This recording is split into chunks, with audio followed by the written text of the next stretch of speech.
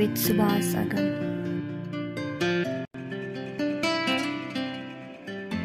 नमस्कार समादरणीय दर्शकवृन्द, स्वधर्म टिभीको प्रस्तुति कार्यक्रम द सिक्रेट्स अफ लाइफमा हजुरलाई स्वागत गर्दछु।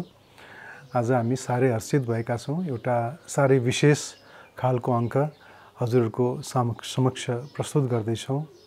आज हामी सुश्री निकुञ्जेश्वरी माताजीसँग कुरा गर्दैछौँ।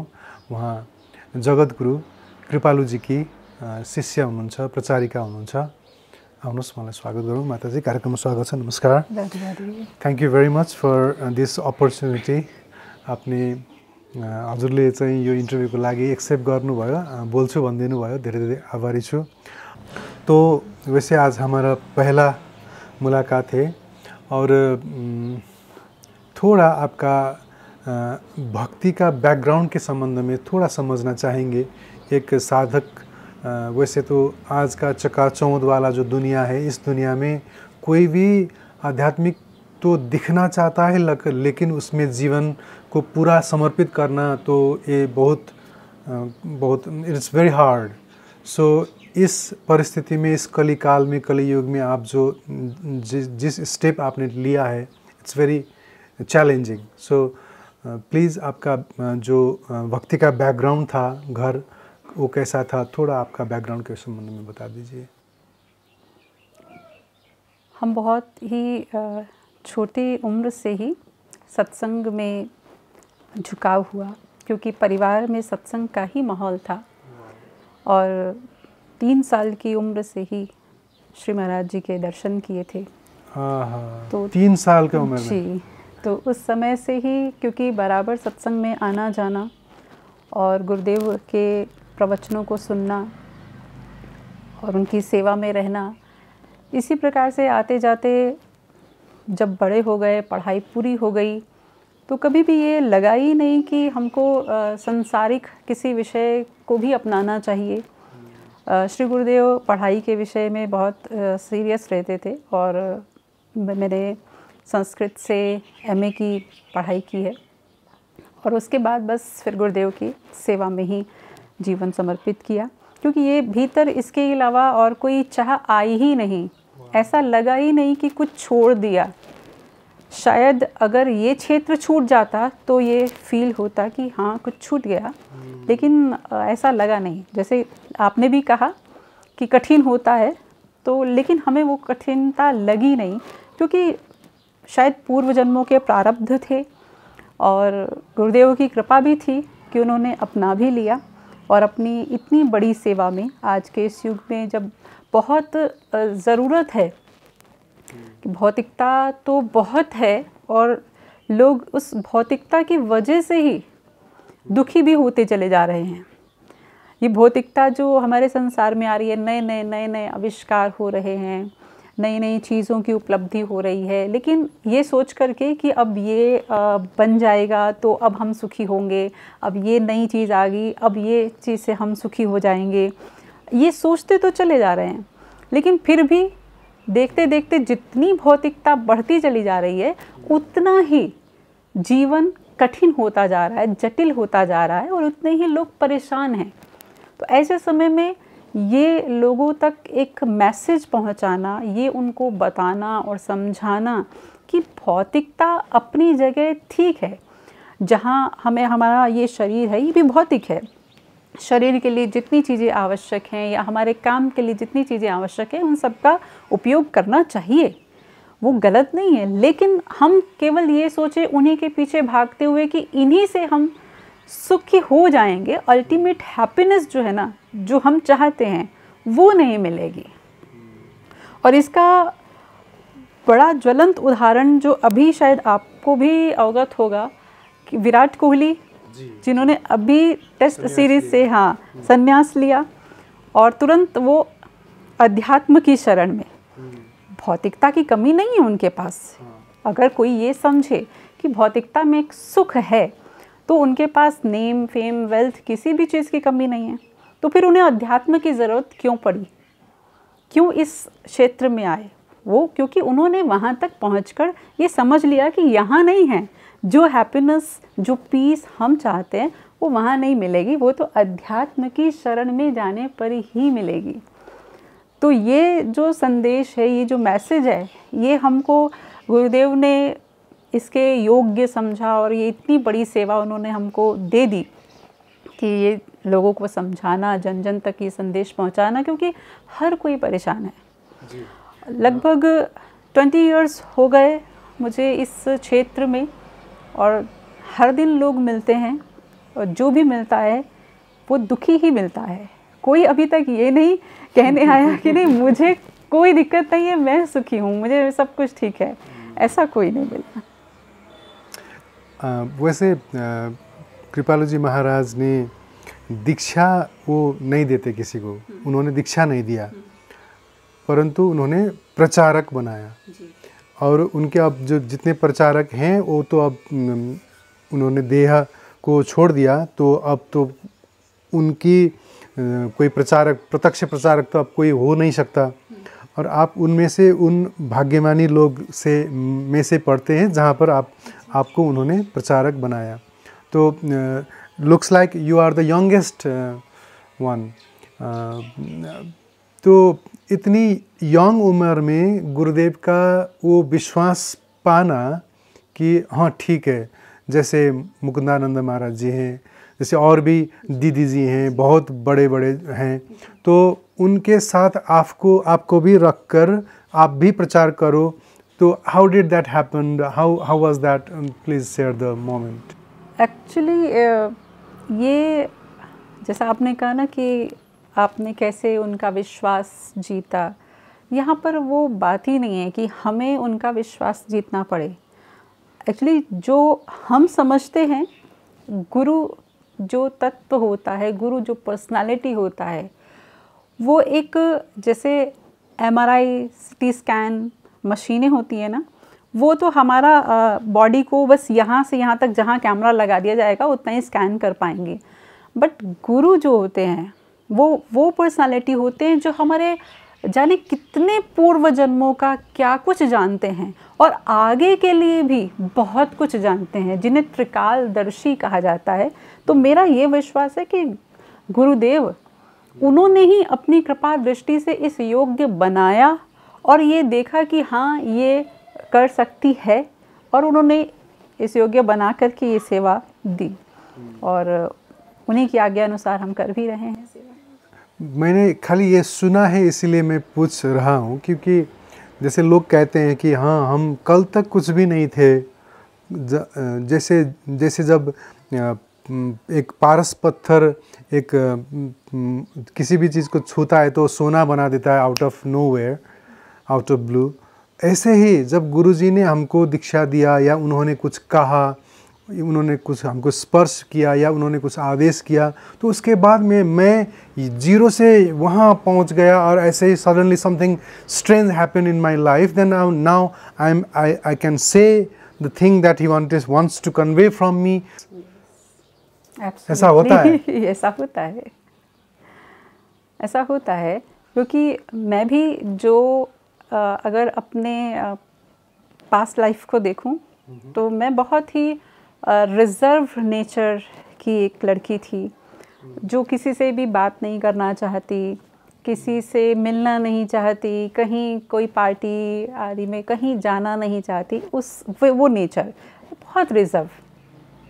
लेकिन जब गुरुदेव ने मुझे ये सेवा दी तो उन्होंने अपनी ऐसी कृपा दृष्टि भी दी कि बिल्कुल मुझे उस नेचर से अपोजिट बना दिया। क्योंकि अभी तो एक पब्लिक फिगर हो गए, हमेशा लोगों के बीच में रहना है, सबसे मिलना है, बात करना है, मंच पर बोलना है। ये मेरे लिए अगर जैसे आपने कहा ना कि अगर गुरु अपने भीतर, हमारे भीतर कुछ डालते हैं अपना, तो वो इतना चेंज हो जाता है। वरना अगर वही लड़की अगर मैं होती तो शायद मैं मंच पे खड़ी भी नहीं हो सकती थी। तो वो होता है कि वो ऐसी कृपा अपनी देते हैं, वो अपना ऐसा तत्व देते हैं कि बहुत कुछ चेंज हो जाता है, एकदम कन्वर्ट हो जाता है सब कुछ। कृपालु जी महाराज जी के संबंध में उनके जो डिसाइपल्स है उनको ही पता है, लेकिन बाहर मीडिया में या बाहर के लोग को उतना उनकी गुह्यतम अंदर की बातें पता नहीं है। तो जैसे उन्होंने कभी दीक्षा किसी को नहीं दिया, ये हम तो समझते हैं कि एक गुरु होता है तो उनका शिष्य होता है, गुरु होता है तो गुरु से गुरु दीक्षा मिलता है। लेकिन lately I came to know this. तो बहुत से चीज़ें हैं जो लुक्स स्ट्रेंज। तो कृपालु जी महाराज का जो ये परंपरा है, इस परंपरा में जो राधा रानी का नाम को राधा राधा या राधे राधे जो वर्ड को आप साधक लोग पकड़ते हैं, ग्रीट करते हैं और साधना करते हैं, और he is also a Jagat Guru, a knower of everything, knower of universe, he knows every scriptures। तो एक आदमी को जिज्ञासा होता है कि इस गुरुदेव की परंपरा कैसा होगा, how it runs, how the devotion works, how initiation works, how you will do the spiritual practice। तो इस संबंध में जैसे कोई भी एक नया बंदा जो आज हमारा ये इंटरव्यू फर्स्ट टाइम देख रहा होगा, थोड़ा इस संस्था के संबंध में, इस यहाँ के जो मेडिटेशन प्रैक्टिस या स्पिरिचुअल प्रैक्टिस साधना के संबंध में थोड़ा बता दीजिए कि so that they will know that okay this happens here. First of all Shri Maharaj ji कौन हैं? वो जगत गुरुत्तम हैं। जगत गुरु ही नहीं, गुरुत्तम, जगत गुरुत्तम हैं। यानी जो पूर्ववर्ती 4 जगत गुरु हुए, जिनमें फर्स्ट जगत गुरु आदि जगत गुरु शंकराचार्य जी, और जगत गुरु श्री निम्बारकाचार्य जी, जगत गुरु श्री रामानुजाचार्य जी और जगत गुरु श्री माधवाचार्य जी। उनके 700 वर्ष के बाद जो ओरिजिनल मूल जो जगत गुरु हुए वो हमारे गुरुदेव जगत गुरुत्तम श्री कृपालु जी महाराज। और ये जो चारों जगत गुरु हुए, इन्होंने शास्त्रार्थ किया है ना, जा कर के जगह जगह पर विद्वानों की सभा में शास्त्रार्थ से जीता, तब उनको जगत गुरु पद मिला।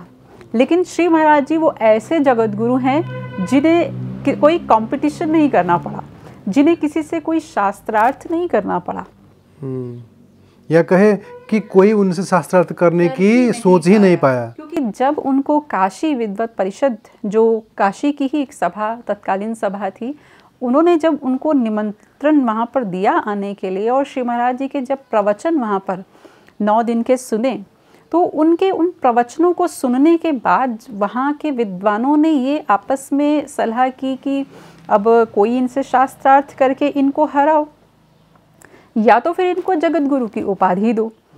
तो उस समय जो वहाँ के विद्वान थे, जो टॉप मोस्ट थे, उन लोगों ने यही कहा कि शास्त्रार्थ मनुष्य से किया जा सकता है और ये मनुष्य नहीं है, तो इनसे तो हमारी शास्त्रार्थ करने की हिम्मत नहीं है। जबकि काशी के विद्वान बहुत, आज भी काशी के विद्वानों से लोग डरते हैं उनके सामने बात करने में, लेकिन उन लोगों का उस समय का अनुभव ये रहा कि मनुष्य नहीं है। तो श्री महाराज जी एक, जो कहा जाए ना कि केवल संत नहीं हैं, हम लोगों ने जो अनुभव किया उनके विषय में, वे साक्षात भगवत स्वरूप हैं, श्री राधा कृष्ण के मिलित अवतार। चैतन्य महाप्रभु एक अवतार लेकर आए, श्री राधा कृष्ण का ही मिलित अवतार था वो। और जो उस चैतन्य काल में जो उनके कार्य रह गए थे, क्योंकि उस समय उन्होंने संकीर्तन का रस बरसाया बहुत, लेकिन तत्व ज्ञान को आगे नहीं रखा था, केवल संकीर्तन का, नाम संकीर्तन का, भगवत नाम का प्रचार किया, बहुत किया। और उन्होंने सन्यास धर्म लिया था, इसलिए वो पुरुषों के बीच में ही रहते थे, क्योंकि सन्यासी को तो स्त्रियों के बीच में जाने की आज्ञा ही नहीं होती। तो लेकिन उस अवतार काल में जो कार्य उनके शेष रह गए थे, उन्होंने वे सब कार्य अपने आकर के इस अवतार काल में पूर्ण किए। तो केवल मेरा ही नहीं, महाराज जी के बहुत से साधकों का ये अनुभव है कि श्री महाराज जी वही चैतन्य महाप्रभु के ही अवतार हैं। और इस अवतार काल में उन्होंने केवल नाम संकीर्तन का ही नहीं, तत्व ज्ञान का भी जो वेद शास्त्र की जो स्पष्ट बातें हैं उसका भी धुआंधार प्रचार किया और साथ में नाम संकीर्तन को भी लेकर के चले। तो ये दोनों कार्य उन्होंने इस अवतार काल में किए। और इस समय क्योंकि श्री महाराज जी सन्यासी नहीं, महाराज जी गृहस्थ संत होकर के आए थे, गृहस्थ संत का अवतार उन्होंने लिया, इसलिए स्त्री पुरुष वृद्ध बाल बच्चे कोई नियम नहीं था उनके लिए। उन्होंने सबके भीतर प्रेम लुटाया, सबके बीच में प्रेम लुटाया, सबको एक समान समझ के सबको तत्व ज्ञान भी दिया, राधे नाम का रस भी पिलाया। ये सब कार्य उन्होंने किए। और जहाँ तक दीक्षा की बात है तो श्री महाराज जी चूँकि वेद शास्त्र की ही बात बोलते हैं, स्पष्ट बात। अगर आपने भी उनके वक्तव्य सुने होंगे, प्रवचन सुने होंगे, तो श्री महाराज जी के प्रवचनों में कोई भी इधर उधर की बातें नहीं होती हैं। बहुत स्पष्ट जो शास्त्र वेद कह रहे हैं वही बात। क्योंकि श्री महाराज जी का कहना है कि जगत गुरु होने का अर्थ क्या है, कि जगत गुरु वही होता है, जगत गुरु का कर्तव्य यही है कि जो शास्त्र की बात है उसको जनता के सामने रखना, बजाय इसके कि हम ये सोचें कि लोगों को क्या अच्छा लगेगा, एंटरटेनिंग कैसे किया जाए कथा को, प्रोग्राम को। नहीं, श्री महाराज ने कभी नहीं इस विषय पर सोचा। उन्होंने स्पष्ट बात की, स्पष्ट बात। इसीलिए श्री महाराज जी के प्रवचन जो हैं वो बुद्धिजीवी लोगों के लिए ज़्यादा अच्छे रहते हैं, क्योंकि वो समझ पाते हैं, उसमें दर्शन है, उसमें फिलॉसफी है। और उन्हीं शास्त्र वेद के आधार पर ही श्री महाराज जी ये भी बताते हैं कि दीक्षा का अर्थ क्या होता है।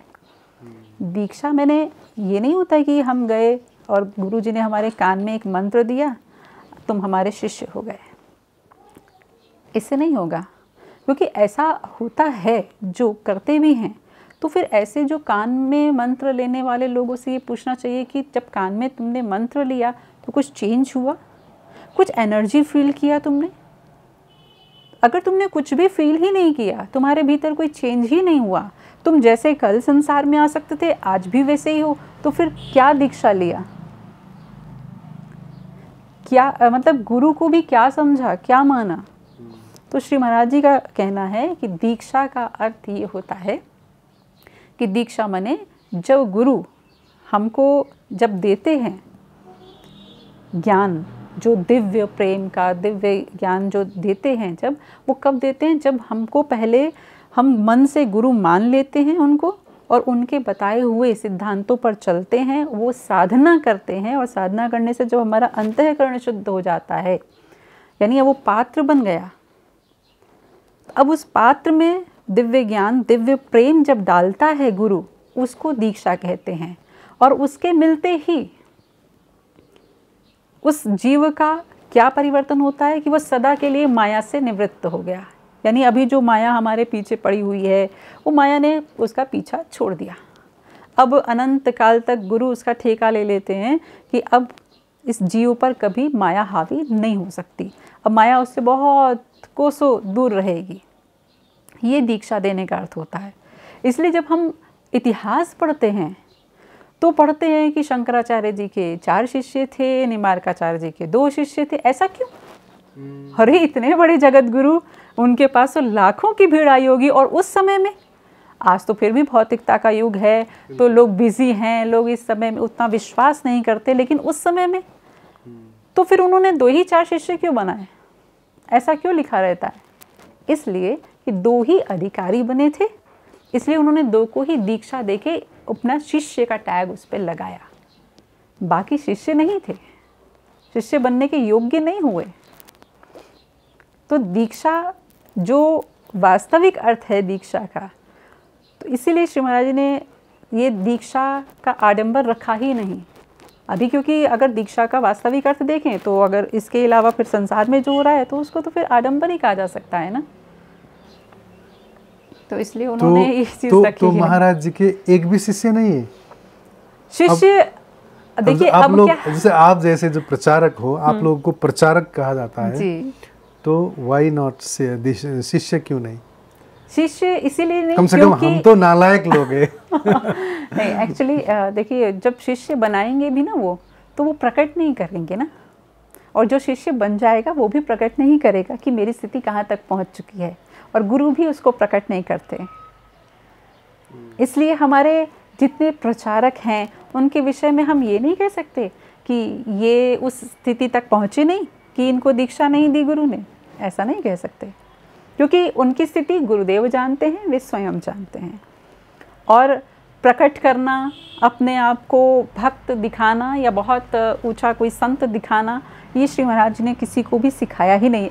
एक्चुअली तो उन्होंने खुद को ही इतना छुपा के रखा, खुद को भी इतना छुपा के रखा, इतनी बड़ी पर्सनालिटी होकर के अपनी वो पर्सनालिटी को उन्होंने आउट ही नहीं होने दिया। तो फिर उनके ही अनुयायी हम हैं, तो फिर ये तो प्रकट नहीं हो सकता ना। हमने सुना है कि वृंदावन में जहाँ पर आप वो रहे, उतना वृंदावन में भी वो निकलते नहीं थे, और वृंदावन के जो संत हैं उनसे भी बहुत आना जाना बहुत कम हुआ करता था। महाराज जी वृंदावन जाते थे हमेशा, और वहाँ के संतों से भी महाराज जी का मेलजोल था, ऐसा बात नहीं है। महाराज वहाँ के लगभग सभी मंदिरों में भी गए हैं। हाँ, और जब श्री महाराज जी ने प्रेम मंदिर का निर्माण करवाया, उस समय महाराज जी स्वयं घर घर जो जाकर के, जो वहाँ के संत हैं, जो भी महंत हैं, उन लोगों को यहाँ जाके स्वयं निमंत्रण देने के लिए गए थे। ऐसा नहीं कि वो मिलते नहीं थे, क्योंकि हमने जितना नज़दीक से श्री महाराज जी को देखा है, इसीलिए मैं पूछ रहा हूँ कि आपने तो बचपन से देखा। बहुत सहज उनको, अगर वो अपने जगत गुरु आसन पे नहीं बैठे, अभी प्रवचन नहीं दे रहे हैं, सामान्य जब अपने सभी साधकों के बीच में वो बैठे होते थे, तो उन्हें कोई समझ ही नहीं सकता था कि ये इतने बड़े जगत गुरु हैं, इतना ज्ञान अपार, वो सबके बीच में इतने सहज रहते थे। बच्चों के साथ बच्चों जैसे, बड़ों के साथ बड़ों जैसे, विद्वान हैं तो विद्वानों के जैसे, वैसा व्यवहार रहता था उनका। वैसे भक्ति के मार्ग में साधक ये कहते हैं कि हमने सुना है कि संतों से, भक्त संतों से, कि उनको मुक्ति नहीं चाहिए, वो मुक्ति को ठुकराते हैं, और कहते हैं कि भक्ति के मार्ग में जो कंकड़ पत्थर जो पड़े होते हैं रास्ते में, मुक्ति ऐसा है, मुक्ति भी भक्ति से भक्ति मांगता है। तो मुक्ति भी स्वयं मुक्ति मांगती है, मांगती है भक्ति से, है ना। तो भक्ति की जो इस रास्ता है, इस रास्ते में अब महाराज जी का जो शिष्य या महाराज जी के बात हम सुनते हैं, हम यात्रा करते हैं, तो what should be the goal of a devotee? निष्काम प्रेम। प्रेम, वो भी निष्काम। निष्काम, मुक्ति नहीं, सकाम प्रेम भी नहीं। ये सब तो श्री महाराज जी बोलते हैं कि जंजाल जैसे हैं, इसमें तो फंस जाते हैं लोग। इसलिए जो बड़े बड़े संत हुए ना, उनके पास जब भगवान ने मुक्ति को भेजा भी कि सेवा के लिए रख लो, तो उन्होंने दूर से उसको ठुकरा दिया, दूर रहो हमसे, हमारे पास मत आना, हमें मुक्ति नहीं चाहिए। तो ये तो टारगेट ही नहीं। अगर कोई सच्चा साधक है तो वो मुक्ति को कभी भी टारगेट नहीं करेगा, वो अपना एम बनाएगा ही नहीं। मैं एक किस वजह से पूछ रहा हूँ कि आप संस्कृत पढ़े हुए भी हो आप, और महाराज जी क्या आपने बहुत लंबा समय तक सत्संग भी किया है, ज्ञान भी लिया है, उनकी प्रचारिका हो, तो philosophically asking, I will be asking about the main philosophy also later on. जो हम स्पिरिचुअल वर्ल्ड में संतों से सुनते हैं कि मुक्त होना है, इस जंजाल से चले जाना है, इस चक्कर जो है, जो ये रोल घूमता रहता है, इससे निकल जाना है, ये चक्कर से बाहर निकलना है, नो बर्थ नो डेथ, इससे बाहर निकलो। भक्त दूसरा ही बात कहता है। हमने तो ये भी सुना है कि भक्त लोग कहते हैं कि हमें तो वृंदावन के गली में बहने वाले जो नाली होते हैं, नाली में रहने वाले जो दुर्गंध के अंदर रहने वाले, कीचड़ में रहने वाले कीड़ा बना दो, कुकर शुकर बना दो। तो this philosophy is totally out of our mind. क्या तो होना क्या है? भक्ति करके पाना क्या है? एक्चुअली मुक्ति जो होती है ना, एक तो मुक्ति होती है जो एक ज्ञान मार्ग होता है। तो ज्ञान मार्ग में जो चलते हैं, जो शंकराचार्य जी जिनके नेता थे, तो वो मुक्ति जब मुक्त हो जाता है जीव, तो मुक्ति में क्या होता है कि उस जीव कि इंद्रिय मन बुद्धि सबका अत्यंताभाव कर दिया गया। अब वो जीव जो है ना, वो भगवान के भीतर लीन हो गया, यानी अब उसकी सत्ता मात्र बची और कुछ नहीं बचा। उसे मुक्ति कहते हैं। इसे श्री महाराज जी बड़े प्यारे उदाहरण के साथ कहते हैं कि अगर आप रसगुल्ला देखते हो तो रसगुल्ला देख करके रसगुल्ला खाने की इच्छा करोगे ना। कोई ऐसा भी सोचता है कि मैं रसगुल्ला बन जाऊं तो कितना आनंद आएगा? ऐसा तो कोई नहीं सोचता। तो ये मुक्ति ऐसी ही चीज़ है कि ये रसगुल्ला बन जाने जैसी कामना है। तो हमें रसगुल्ला बनना नहीं है, उसका स्वाद लेना है। स्वाद लेना है। तो स्वाद कैसे लेंगे? जब उनसे भिन्न रहेंगे, द्वैत की साधना करेंगे। ये तो अद्वैत भाव हो गया ना। द्वैत की साधना जब करेंगे कि वे मेरे स्वामी हैं, मैं उनका दास हूँ, वे मेरे प्रियतम हैं, मैं उनकी प्रेयसी हूँ। इस प्रकार का ये जो भाव है, ये द्वैत का भाव। इसमें प्रेम, इसमें सेवा, इसमें सब कुछ मिलता है। और ये जो संत कहते हैं ना कि इन सब जंजालों से मुझे मुक्त हो जाना है, तो मुक्त होने का मतलब जब निष्काम प्रेम चाहता है जीव और उसको भगवत प्राप्ति हो जाती है ना, तो भगवत धाम को प्राप्त कर लेता है। तो वहाँ भी जन्म मृत्यु से छुटकारा मिल जाता है। वो मुक्ति संत कहते हैं, जो रसिक संत होते हैं, वो उस मुक्ति की बात करते हैं। तो ये दो अलग अलग चीज़ें हैं। तो वहाँ जाकर के भी जब भगवत लोक में पहुँच गए, अब जन्म मृत्यु सबसे छुटकारा हो गया। अब अगर हम चाहें तो अन्य और जीवों के कल्याण के लिए महापुरुष बनकर फिर से आ सकते हैं, चाहें तो। नहीं चाहते तो भगवत धाम में बैठ कर के भगवान की लीलाओं का सौरस्य लूटें। कोई कंपल्शन नहीं कि फिर से जन्म लेना ही पड़ेगा। ये उस मुक्ति की बात है। स्पिरिचुअली आज के समय में अगर आप मीडिया को देखेंगे तो so many spiritual practices are offered to you. बहुत से आध्यात्मिक प्रैक्टिस आपको पेश किया जा रहा है और कहा जा रहा है कि यही सच्चा मार्ग है, यही मार्ग से ही आपको जहाँ पहुँचना है वहाँ पहुँचेंगे। और फिलोसॉफिकली बहुत से दर्शन भी हैं और बहुत दर्शन के बहुत बड़े बड़े नामूद दार्शनिक संत का नाम जुड़ा होता है। तो जब आप उस परंपरा को देखते हैं तो इतने बड़े बड़े महापुरुष हुए तो पक्का ही कुछ होगा इसमें, आपको लगेगा। और इतने ज़्यादा स्पिरिचुअल प्रैक्टिसेस आपके आगे पेश किया जा रहा है कि एक बंदा जब देखता है तो ही गेट्स कंफ्यूज्ड। और जब आप लीला को पढ़ोगे, लीला को सुनोगे कथावाचक के मुखारविंद से, तो और कंफ्यूज हो जाओगे आप। तो बहुत से लीला के अंदर भी बहुत से विवादास्पद बातें आते हैं। और स्पिरिचुअल प्रैक्टिस की बात करेंगे तो मेडिटेशन का टेक्निक है, फिर सांख्य का, फिर अद्वैत वेदांत का, फिर द्वैत का जो भक्ति वाला हुआ। फिर भक्ति में भी किसका भक्ति करना है, राम का, शक्ति का, कृष्ण का, शिव का, बहुत से भक्ति धाराएं। और पिछले महाराज जी के समय से इधर और वृंदावन में तो था, लेकिन महाराज जी के पदार्पण से आज तक राधा नाम की प्रचार ज़्यादा हो रहा है। उससे पहले देखा जाए तो उतना राधा नाम का प्रचार नहीं दिखाई देता। तो so many things are offered, so many philosophies are offered and everything seems believable। तो आध्यात्मिक प्रैक्टिस करने के लिए किसको चूज करना है, कौन रास्ता से जाना है, आराम से कहिए, मुझे समझा दीजिए। एक्चुअली हमारे यहाँ बहुत सारे ग्रंथ हैं, शास्त्र हैं, और जो ये शास्त्र हैं सब में अलग अलग बात लिखी है, क्योंकि सब शास्त्रों के रचयिता भी अलग अलग रहे हैं जिन्होंने उसका लेखन किया। और इसलिए उसमें अलग अलग बात रही क्योंकि उन्होंने जैसा जैसा अनुभव किया वैसा वैसा उसमें लिख दिया।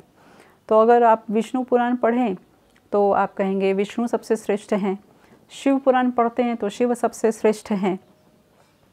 लेकिन जब वास्तव में आप एक वास्तविक संत का संग करते हैं तब हमको शास्त्र वेद का निचोड़ क्या है, उसमें असली बात क्या कही जा रही है, उनका अर्थ क्या है, तब समझ में आता है। तुलसीदास जी ने अपने रामचरितमानस में लिखा, श्रुति पुराण बहु कहे उपाई, छूटे ना अधिक अधिक उरुझाई। कि इतनी सारी बातें लिखी हैं कि अगर आप एक प्रश्न का उत्तर लेने जाते हो तो अनेक प्रश्न भर करके ले आते हो। हाँ, कि अरे ये हम तो ये ढूंढने आए थे, इसका उत्तर हम तो और भी कंफ्यूज हो गए। और वो तो पूछा ही नहीं, और वो तो समझा ही नहीं। वो तो समझा ही नहीं। तो इसीलिए ज़रूरी होता है कि शास्त्र अध्ययन नहीं, गुरु के द्वारा शास्त्र को समझा जाए। स्वयं शास्त्र जो अध्ययन करने हम लोग चलते हैं ना, तो फिर वो कंफ्यूज ही होगा। और हर जगह जो बात लिखी गई ना, तो उसके क्या होता है कि उसके तह में हम जा ही नहीं सकते, क्योंकि किसी भी ग्रंथ को पढ़ करके समझना ये तब संभव हो सकता है जब हमारी बुद्धि उसके रचयिता की बुद्धि के बराबर हो। वरना हम अपनी बुद्धि से पढ़ेंगे ना, जितना हमारी बुद्धि का लेवल है। आप समझिए कि भागवत है, श्रीमद् भागवत, आज जगह जगह पर कथा हो रही है, कितने भागवतकार हैं, कथावाचक हैं, लेकिन सब जगह अलग अलग क्यों बोल रहे हैं? वो पुस्तक तो एक ही है, ग्रंथ तो एक ही है। रामचरितमानस का पाठ होता है, उसे राम कथा होती है, तो सब अलग अलग क्यों बता रहे हैं? तुलसीदास जी ने जो चौपाइयाँ लिखी हैं उसका जो वास्तविक अर्थ है वो क्यों नहीं बताया जा रहा? इसलिए क्योंकि हमने पढ़ा, हमने जो समझा, हमने वो बोल दिया। इसलिए शास्त्रों में लिखा हुआ है कि अपनी बुद्धि से पढ़ो ही मत, गुरु की शरण में जाओ। गुरु सब चीज़ों का निचोड़ निकाल करके जब आपके सामने रख देगा, सब कुछ स्पष्ट होगा, वरना तो कंफ्यूज ही होते रहोगे। श्री महाराज जी तो बोलते ही हैं, इतना हमारे हिंदू धर्म में इतना लेखन है, इतना लेखन है कि कोई भी पाठक अगर उसको पढ़ने चले तो उसकी उम्र ख़त्म हो जाएगी पन्ने पलटते पलटते। वो क्या समझेगा, पहले तो उसको पढ़ेगा कैसे, फिर उसको समझेगा कैसे, फिर उसमें से उसको समन्वय करके उसका निचोड़ कैसे निकालेगा? इतनी तो लाइफ ही नहीं है मनुष्य की। और फिर निचोड़ निकाल लेगा तो उस पर प्रैक्टिस कब करेगा? इसीलिए गुरु की शरण ज़रूरी होती है कि गुरु हमको सीधी सीधी बात सामने परोस देते हैं कि देखो ये करना है बस। और ये जो आज इतने मार्ग बन गए, तो वो उस पर लोग प्रैक्टिस कर भी रहे हैं, क्योंकि लोगों के इंटरेस्ट अलग अलग हैं, अलग अलग संस्कारों के लोग हैं। तो किसी को कुछ पसंद आ रहा है, किसी को कुछ पसंद आ रहा है, कोई कुछ करता है, इसलिए वो सब कुछ चलता जा रहा है। और जब हम परेशान होते हैं तो उस परेशानी में थोड़ी भी अगर हैप्पीनेस मिलती है तो अच्छा लगता है, तो उसको लगता है कि हाँ ठीक है, यही मार्ग अच्छा है, इसी पर चलते हैं। बट फिर भी हमें हमारे गुरुदेव ने जो बताया, सिखाया, समझाया, वो यही है कि श्री कृष्ण ही समस्त शक्तियों के मूल हैं। समस्त शक्तियों के, उन्हीं से, चाहे विष्णु हों, चाहे शिव हों, ब्रह्मा हों, जो भी हैं वो सब उन्हीं से निकले हैं। ये ब्रह्मा, विष्णु, शंकर, ये क्या है? ये जैसे हमारा ये जो ब्रह्मांड है ना, जिसमें हम लोग रहते हैं, इसमें इसके गवर्नर्स हैं 3। जैसे किसी भी देश में उसके स्टेट में गवर्नर्स होते हैं ना, वो अपने स्टेट को गवर्न करते हैं, ऐसे इस ब्रह्मांड के ये 3 गवर्नर हैं। और ऐसे अनंत ब्रह्मांड हैं, उन सब ब्रह्मांडों में ब्रह्मा, विष्णु, शंकर 3-3 गवर्नर हैं। तो आप सोचिए, अगर काउंटिंग करें तो इस हिसाब से अनंत ब्रह्मा, अनंत विष्णु, अनंत शंकर हैं। तो और उन सब के जो बॉस हैं, जो अध्यक्ष हैं, वो श्री कृष्ण हैं। तो वहाँ से वो पावर हाउस, वो वहाँ से पावर लेकर सब अपना अपना अपना अपना कार्य कर रहे हैं। विष्णु वो ब्रह्मांड का पालन कर रहे हैं, है ना, ब्रह्मा जी निर्माण कर रहे हैं, और शंकर जी उसका प्रलय कर रहे हैं। तो वो सब अपने अपने कार्य को कर रहे हैं, वो गवर्नर लोग हैं। तो मूल अधिष्ठान जो है वो श्री कृष्ण ही है।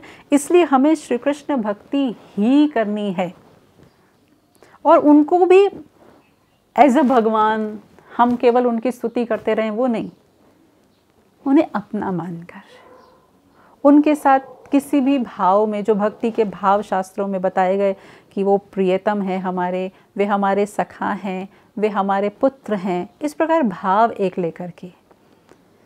राजा का भाव, तो राजा का भाव में क्या होता है? प्रेम नहीं होता है ना, दूरी का रिश्ता होता है। राजा साहब कभी चल रहे हैं, उनकी सवारी निकली, हमने देखा दूर से हाथ जोड़ लिया।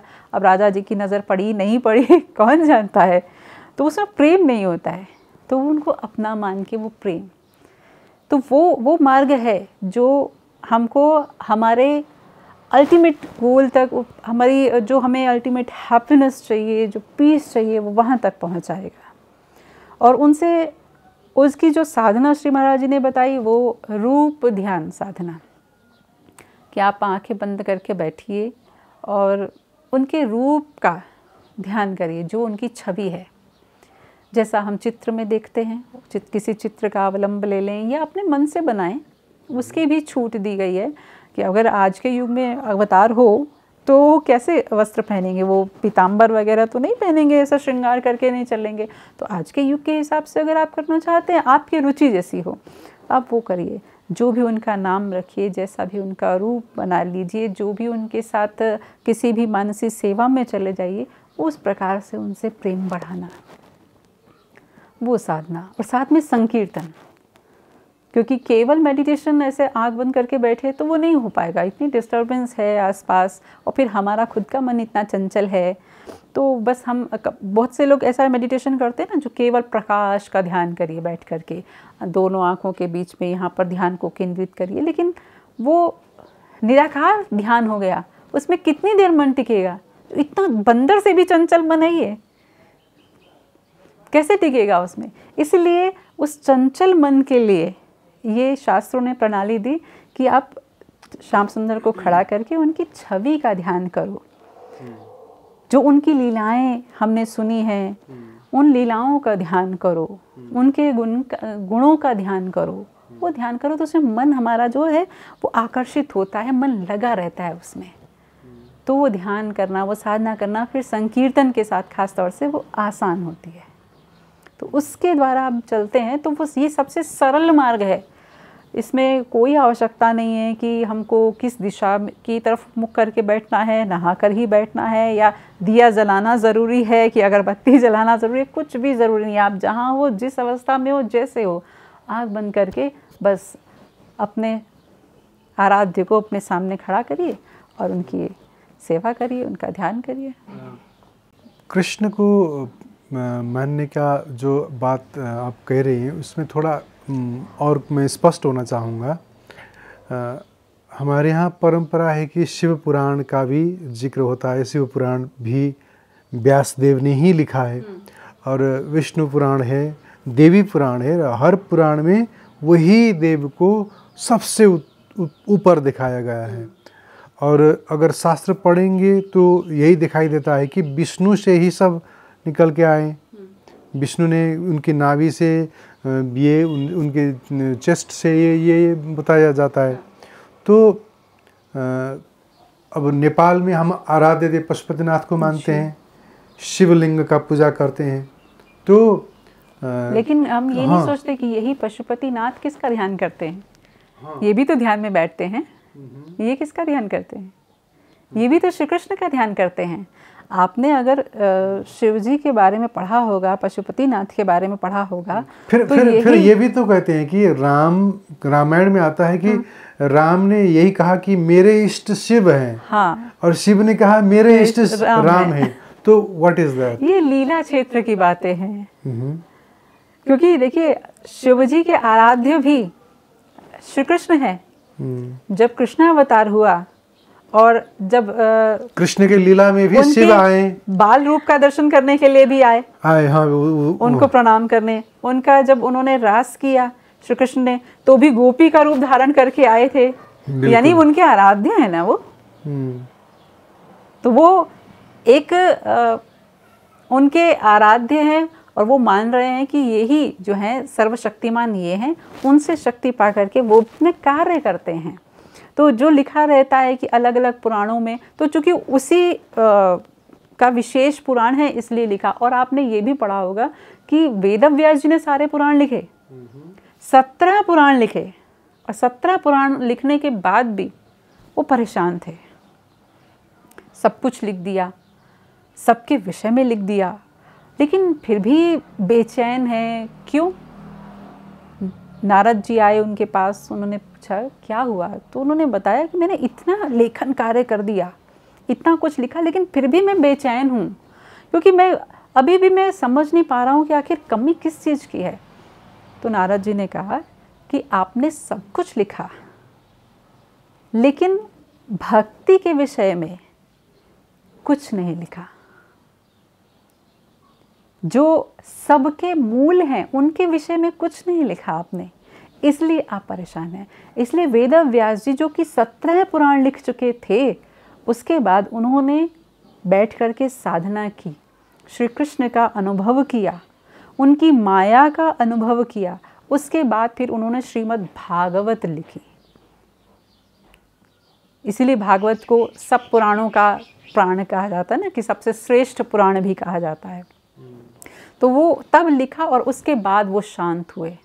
तो इसका मतलब क्या? वही वेद व्यास तो हैं जिन्होंने सब कुछ लिखा, फिर भी परेशान थे वो, क्योंकि कहीं ना कहीं शायद लिख करके वो भी कंफ्यूज थे कि अल्टीमेट जो चीज़ है उसके विषय में तो अभी तक मैंने लिखा ही नहीं।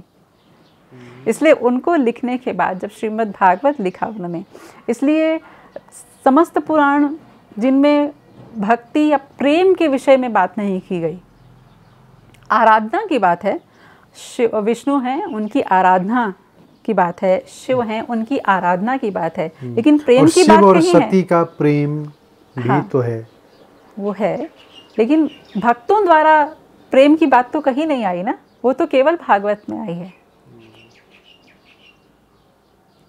तो वो प्रेम जो है ना, वही है जो मुख्य तत्व है भक्ति का। भक्ति का दूसरा नाम ही तो प्रेम है।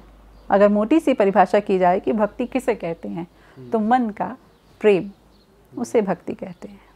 जो मन का लगाव, हमारा मन का अटैचमेंट जब श्री कृष्ण में हो जाए, बस वही भक्ति है।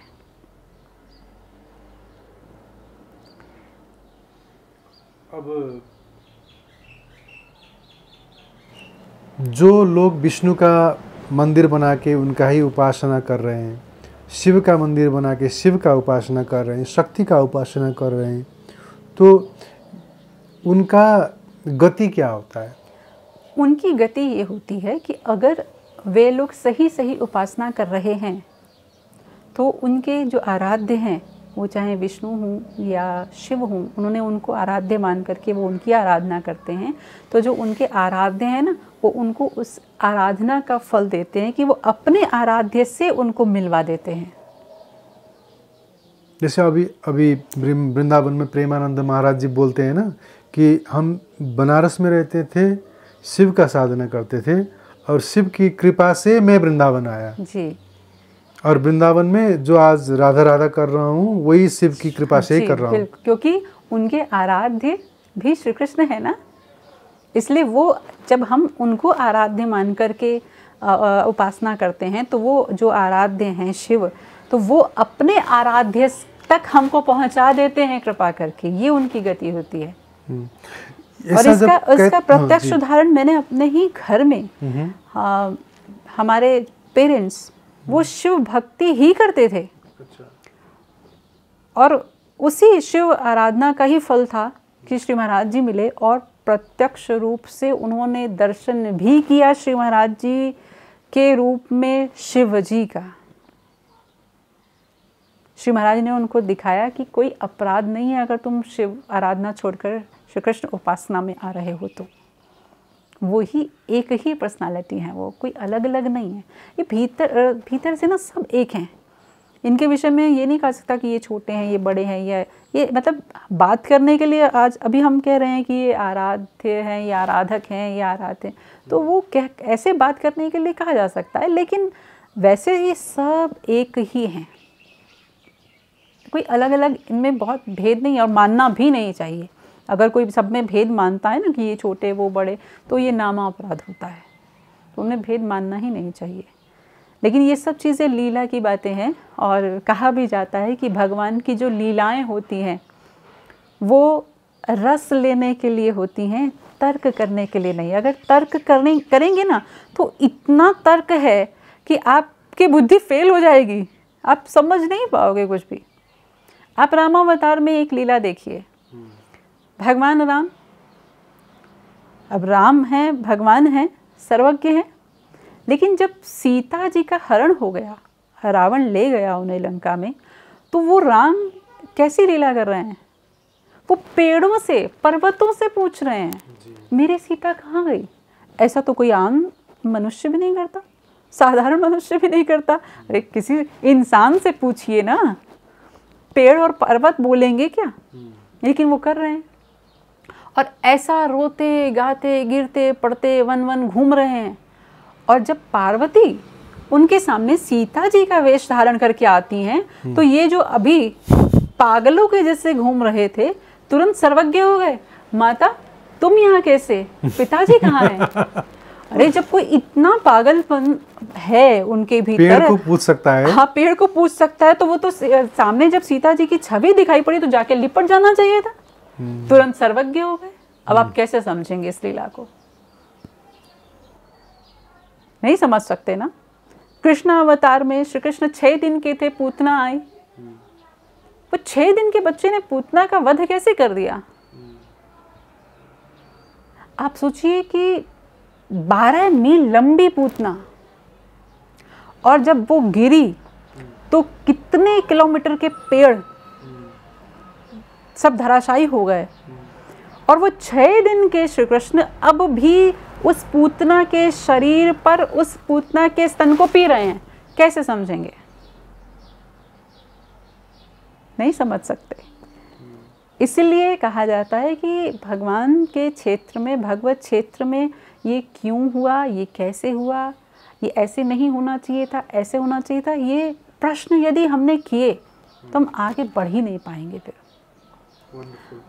अब जब कृष्ण, भगवान कृष्ण की बात आता है तो कृष्ण के जीवन में राधा आ जाती हैं।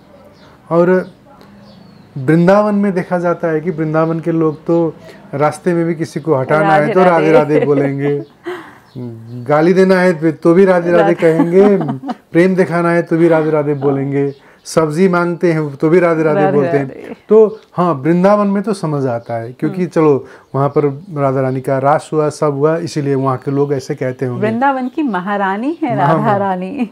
हाँ, तो अब ये भगवान कृष्ण जो आपने अभी कहा कि सारा ब्रह्मांड के जो बिंदु कोई हो सकता है तो वो वही हो सकते हैं। तो अब इनके जो संग हैं राधा रानी, तो अब राधा को वो, हमने यही सुना कि वो भी राधा का उपासना करते हैं और वो भी राधा राधा बोलते हैं, और हम भी राधा राधे बोलेंगे, इसीलिए उनको प्राप्त करना है। तो आपने ये नहीं सुना कि राधा रानी कृष्ण कृष्ण करती हैं? हाँ, तो अब ये जो उलझा हुआ बात है, अब इस उलझन को सुलझा दीजिए कि अब सारा दुनिया का सेंटर कृष्ण है और कृष्ण का सेंटर राधा है, और अब इसको कैसे समझे हम? क्योंकि सब जो दुनिया की, जो आपने क्या कहा ना कि सेंटर कृष्ण है, तो कृष्ण जो है वो शक्तिमान है, सर्वशक्तिमान, और उनकी जो शक्ति है वो है राधा रानी। बहुत सारे लोग समझते हैं कि राधा रानी जो है वो कृष्ण की प्रेयसी थी। नहीं, या लोग प्रश्न करते हैं उन्होंने उनसे विवाह किया या नहीं किया, ऐसे ऐसे प्रश्न भी करते हैं लोग। तो विवाह भी 2 लोगों के बीच में होता है। यहाँ ये 2 है ही नहीं, ये एक है, शक्तिमान और शक्ति। जैसे शिव और पार्वती, वो शिव शक्तिमान है और वो शक्ति हैं, उनका तो कहा ही जाता है शक्ति। तो इसी प्रकार से राधा रानी है। और ये जो ब्रज की लीला हम सुनते हैं, तो ये जो लीलाएं हुई वो सब केवल जीवों को रस देने के लिए। एक्चुअली अगर मैं आपको बताऊं तो श्री महाराज जी ने बताया कि बहुत से शास्त्रों में या बहुत से संतों ने भगवान के अवतार के बहुत कारण बताए हैं। जैसे गीता में कहा गया कि भगवान धर्म की संस्थापना के लिए आते हैं, साधुओं की रक्षा के लिए आते हैं। तो धर्म की संस्थापना ये तो वो बैठे बैठे कर सकते हैं ना, सत्य संकल्प हैं। सोचा और हो गया, क्षण भी नहीं लगता उन्हें। तो उन्हें यहाँ आने की क्या जरूरत है? साधुओं की रक्षा के लिए आ रहे हैं। अरे वो सोचे तो पूरी सृष्टि में जितने राक्षस हैं या जितने अधर्मी हैं उनके सोचते ही मर जाएंगे। उन्हें यहाँ आकर के क्या लड़ना पड़ेगा क्या कि आकर के कंस को मारने के लिए आए हैं, रावण को मारने के लिए आ रहे? नहीं, ये सब कुछ जो होता है इसका अवतार का जो कारण होता है, विशेष कारण जो होता है, ये तो सब एक बहाने हैं। तो श्री महाराज बड़े व्यंग में विनोद में बताते हैं कि हम लोग हैं ना मृत्यु लोक के लोग, तो अगर भगवान ऐसे ही चले आएंगे तो हम पूछेंगे आप क्यों आए हमारे लोक में? तो फिर वो उनको कारण बताना पड़ता है। अरे मैं ना रावण को मारने के लिए आया, मैं कंस को मारने के लिए आया। वस्तुतः ये फैक्ट नहीं है। फैक्ट ये है कि वे जब आते हैं तो केवल एक ही उनका लक्ष्य है, जीव कल्याण के लिए।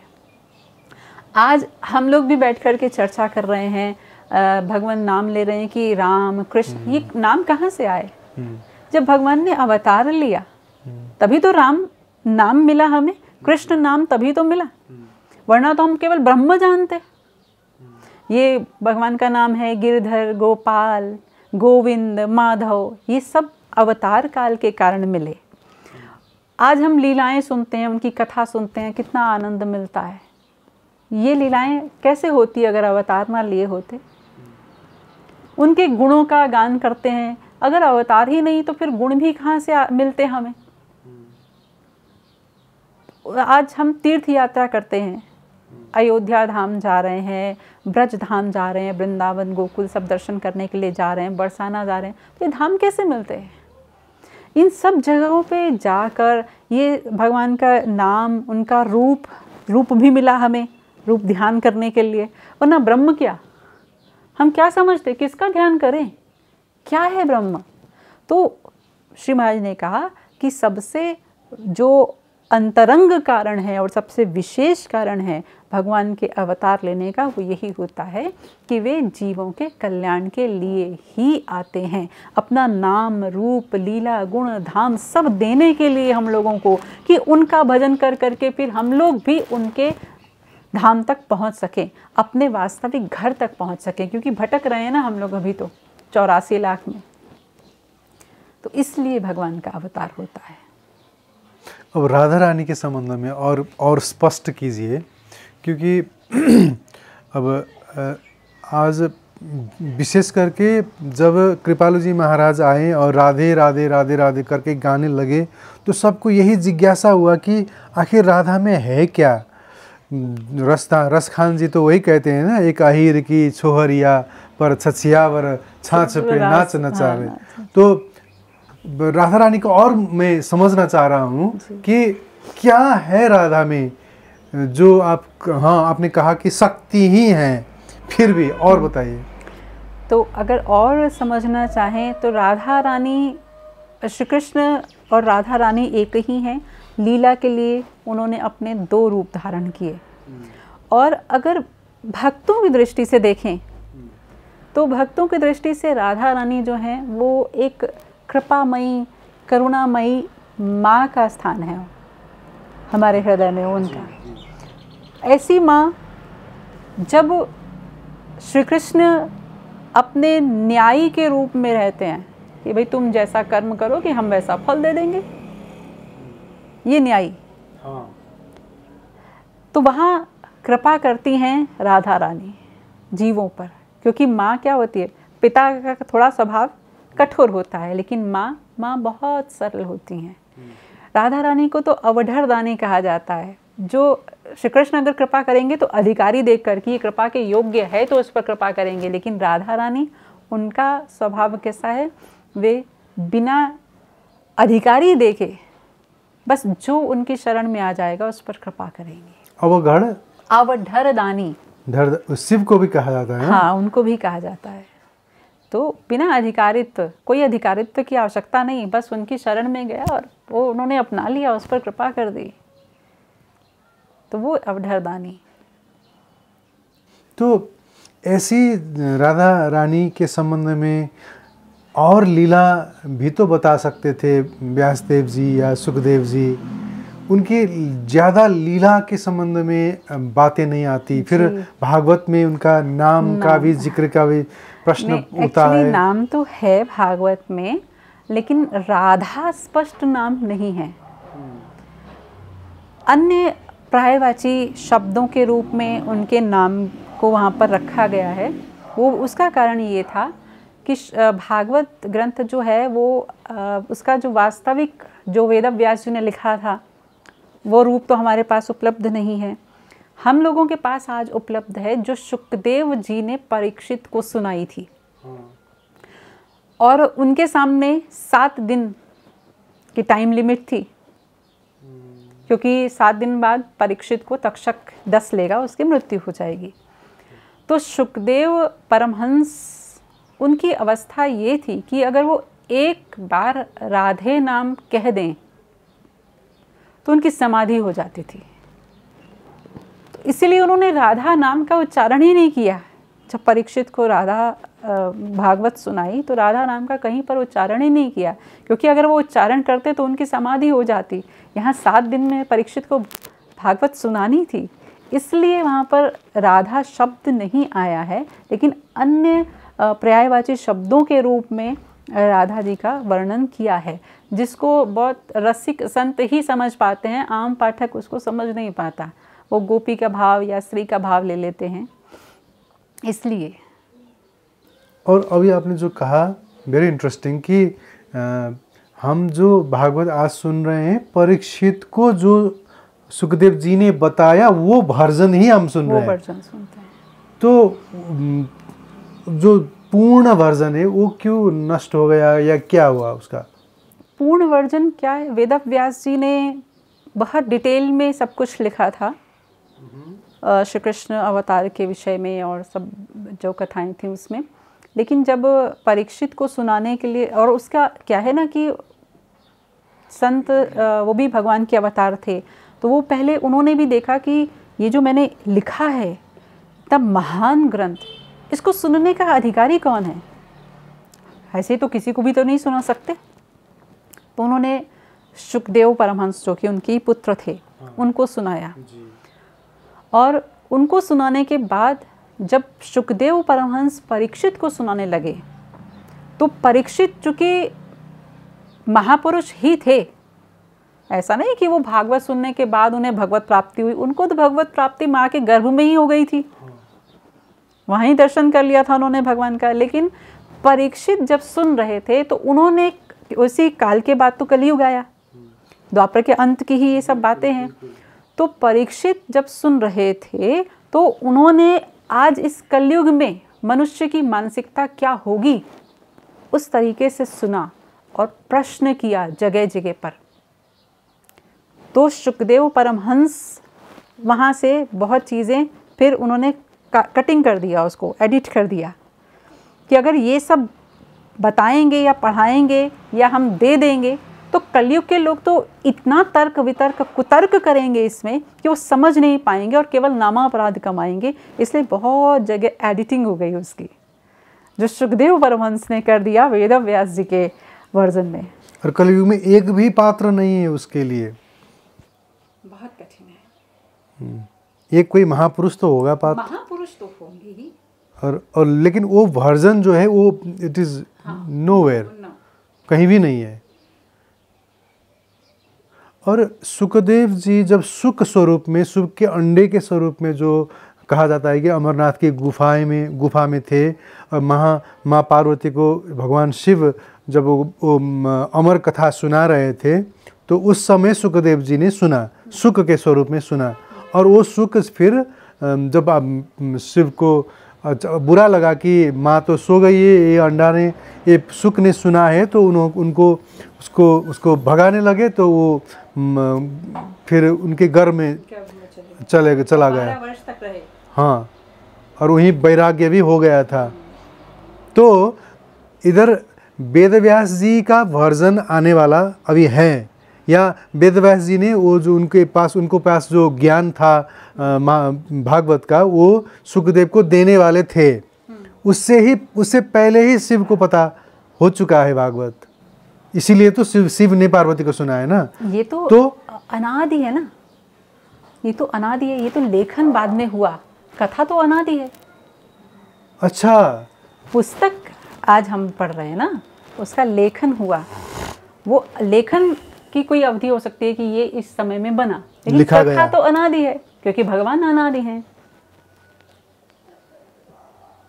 तो जब सुखदेव, जब वेद व्यास जी को नारद जी ने कहा कि आपको तो अभी 17 पुराण लिख के भी आनंद नहीं आया, अब आप ये लिखिए, तो स्टोरी वाज देयर, हाँ, कथा था, लेकिन लिखा नहीं गया था। कथा तो है ही क्योंकि ये सब तत्व तो अनादि है ना। Very interesting. अब भक्तों के बीच में फिर ये भी कहा जाता है कि राधे राधे कृष्ण बोल सकते हैं क्योंकि वो उनकी प्रेयसी है, शक्ति है। तो अब हमारी तो माँ है राधा, आराध्या है, अब क्या बोलें, वो क्या है, और हम भी राधे राधे बोल सकते हैं क्या? तो ये प्रश्न बहुत ने उठाया है और संतों ने ये भी कहा है कि नहीं, हम तो राधे राधे नहीं बोलेंगे क्योंकि कृष्ण अधिकारी हैं राधे राधे बोलने के लिए, राधा राधा बोलने के लिए, या राधे बोलने के लिए। हम अधिकारी नहीं है क्योंकि हम तो राधे कैसे कहें, उनकी प्रेयसी को जो वर्ड यूज़ करते हैं, ऐसे घर में किसी का भी वाइफ को कभी जो भी वर्ड यूज़ करके वो बुलाता है, लेकिन हम तो बाहर के लोग जाके तो वही वर्ड तो यूज़ नहीं करेंगे, हम तो माताजी बोलेंगे या दूसरा कोई वर्ड यूज़ करेंगे। नहीं, ऐसा नहीं, ये केवल अल्पज्ञों की बात हो सकती है। अगर कोई वास्तव में कोई भक्त है तो उसके भीतर ऐसा प्रश्न नहीं आ सकता। राधा रानी हमारी सिखाने वाले बड़े बड़े संस्था के गुरुओं ने कहा है, इसीलिए मैं पूछ रहा हूँ। कुछ ऐसी बातें लोग कर देते हैं, अब उन बातों का कोई उत्तर भी नहीं हो सकता। मैं खाली समझना चाहता हूँ कि मैं राधे राधे आनंद से बोलूं या ना? बिल्कुल आनंद से बोलिए, और राधा रानी हमारी माँ हैं, ये भाव रख कर के उन्हें पुकारिए। तो वो राधे नाम में इतना रस है कि आप मतलब भाव विभोर हो जाएंगे जी।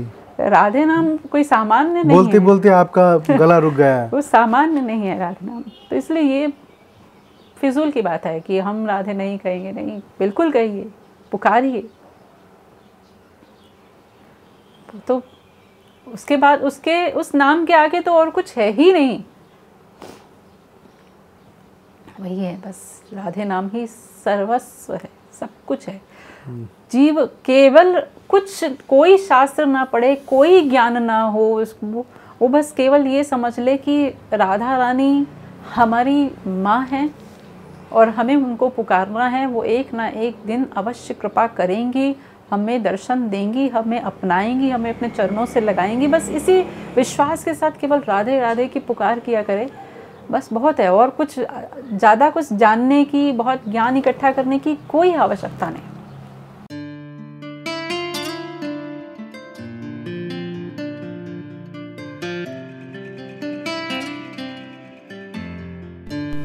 The Secrets of Life with Subhas Agam.